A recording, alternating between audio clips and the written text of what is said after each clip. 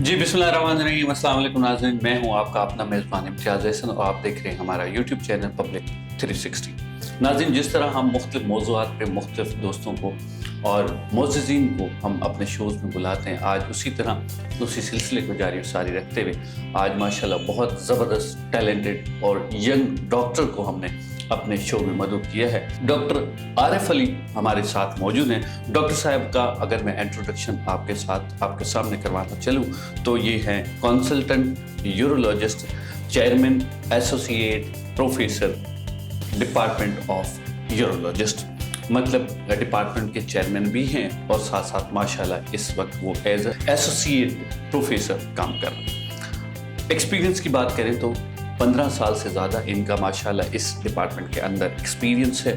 Past में SIUT में भी इन्होंने अपनी सर्विसेज सर अंजाम दी हैं और डॉक्टर अदीब रिजवी साहब के साथ इनके बड़े गहरे अच्छे मरासिम और ताल्लुकात रहे हैं, बड़ी अच्छी बातचीत रही है और इस वक्त SIUT के अंदर जो अलमनाई के मेंबर भी हैं।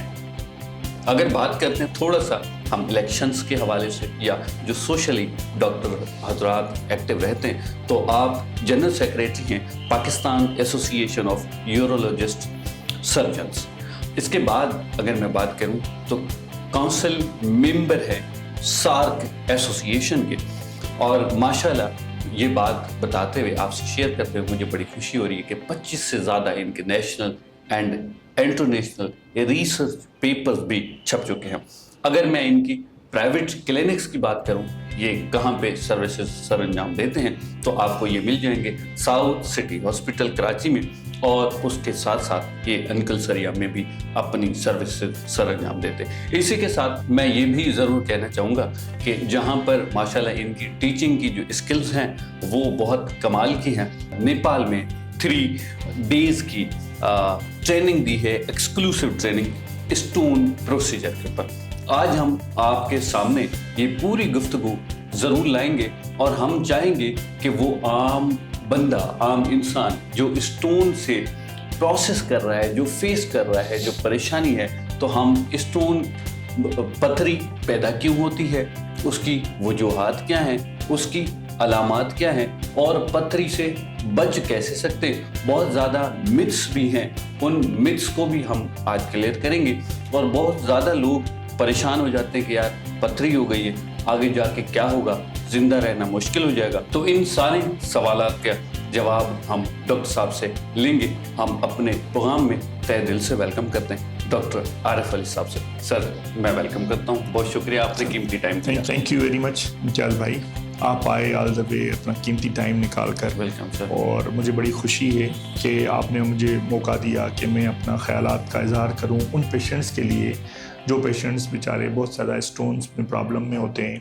और उनको बहुत सारे मसाइल होते हैं। वो जानना चाहते हैं कि हमारी वजूहात क्या हैं, हम किस तरह आगे प्रोसीड करें ऑपरेशन सर्जरी को। अच्छा डॉक्टर साहब, सबसे पहले तो मैं आपसे ये पूछना चाहूँगा कि हमें जो गुर्दे में पथरी हो जाती है उसकी वजूहात क्या है? ये पथरी की वजह क्या होती है? देखें, सबसे पहले तो जो पेशाब में नॉर्मली भी क्रिस्टल्स या ये कहें कि नमकियात जो होती हैं, जैसे कि कैल्शियम, यूरिक एसिड, ऑक्सलेट्स, ये सब यूरिन से निकलते हैं। अब प्रॉब्लम ये है कि अगर कोई पानी कम पिएगा तो वो क्रिस्टल्स जो वो भी नमकियात हैं वो ज़्यादा निकलेंगी। जब वो नमकियात ज़्यादा निकलेंगी तो वो गुर्दे में क्रिस्टल्स बनाएंगी, आपस में जुड़ेंगी। जब क्रिस्टल्स बनेंगी तो फिर आगे जाके वो स्टोन की एक वजह बन सकती हैं। तो उसकी जो मेन वजह है, जो सबसे मेन फैक्टर है, वो है कि पानी का कम पीना। पानी कम पीने की वजह से स्टोन के चांसेस बढ़ते हैं।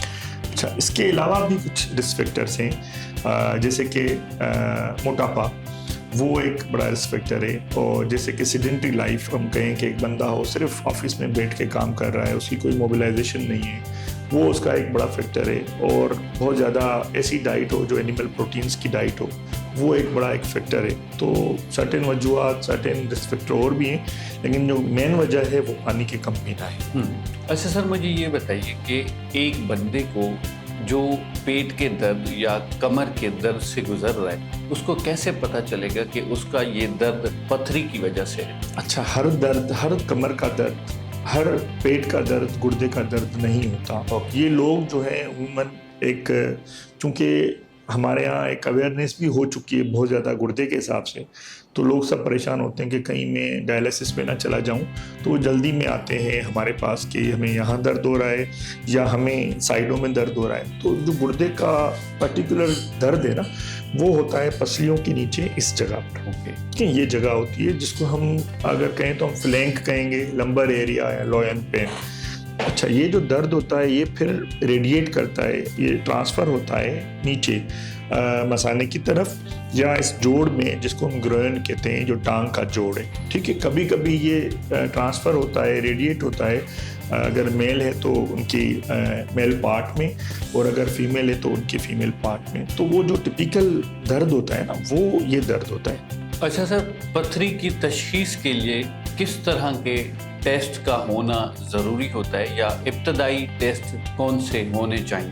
देखिए, सबसे पहले तो मैं ये कहूँगा कि इवन जब आपको दर्द हो तो कम से कम आप डायरेक्टली कोई अगर आप ये समझें कि मुझे दर्द है तो मैं अल्ट्रासाउंड करवाना चाहूँ, आप ऐसे अल्ट्रासाउंड कराएंगे तो उस अल्ट्रासाउंडोलॉजिस्ट को पता ही नहीं चलेगा कि किस चीज़ का अल्ट्रासाउंड करना है। और जिस तरह हम एक स्पेशलिस्ट हैं गुर्दे के, हम चाहते हैं कि हम अल्ट्रासाउंड करें मसाना भर के, मसाना खाली करके, एक टिपिकल अल्ट्रासाउंड है।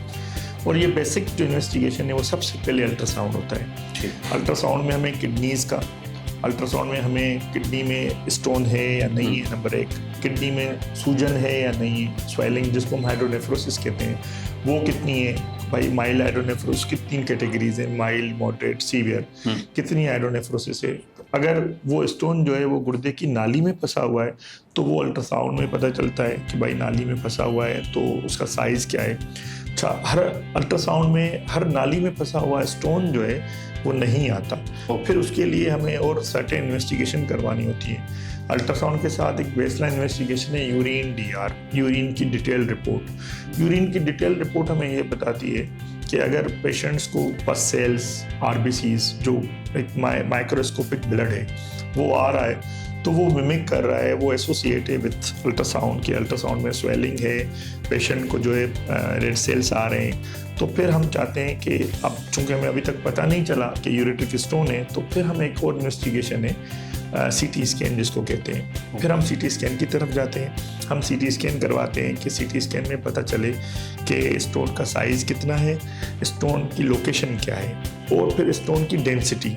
तीसरी चीज़, ये 3 चीज़ें इंपॉर्टेंट हैं कि स्टोन का साइज़, स्टोन की साइड के यूरेटर में है, गुर्दे में है, कहाँ पर है, और तीसरा स्टोन की डेंसिटी कि कितना हार्ड है, कि वो स्टोन जो है क्या इतना हार्ड है कि हम जो है फिर उसको जो शुआएं लगवाएं तो उससे टूटेगा नहीं। ये सारी चीज़ें हम CT स्कैन से एक अंदाज़ा लगाते हैं। बिल्कुल ठीक।